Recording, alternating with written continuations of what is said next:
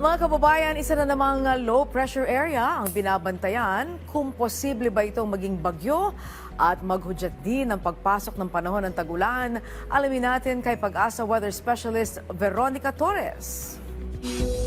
Magandang araw sa inyo at sa ating mga taga-subaybay sa PTV4. Sa kasalukuyan nga yung monitor nating low pressure area sa loob ng PAR ay lumabas na kaninang alas 8 ng umaga. Gayunpaman, magpapaulan pa rin ito sa Palawan.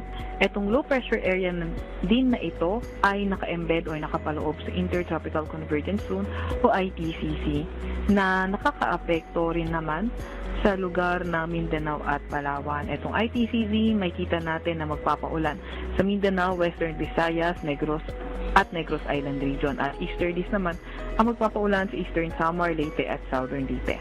Para naman sa lagi ng panahon sa Metro Manila at nalalabing bahagi ng bansa, magyang maulap hanggang sa maulap na papawiri na ating inaasahan at may mga tsansa ng mga localized thunderstorms.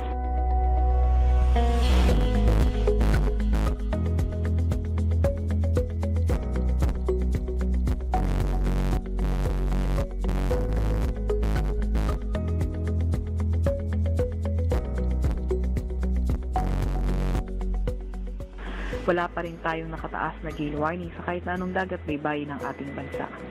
Update naman sa heat index, ang pinakamataas na naitala natin kahapon ay umabot sa 47 degrees Celsius. Diyan ay sa Apari, Cagayan. At inaasahan nating heat index sa Metro Manila posibleng umabot sa 41 degrees Celsius.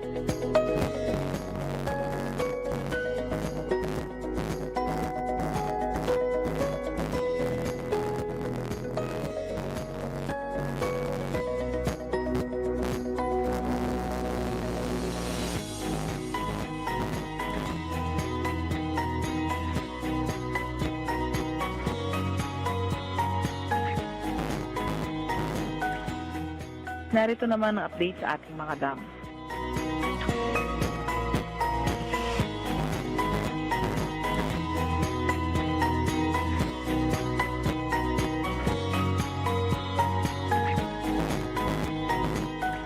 Atin nga muna pinakahuli sa lagay na ating panahon mula sa Weather Forecasting Center ng Pag-asa, Veronica Torres.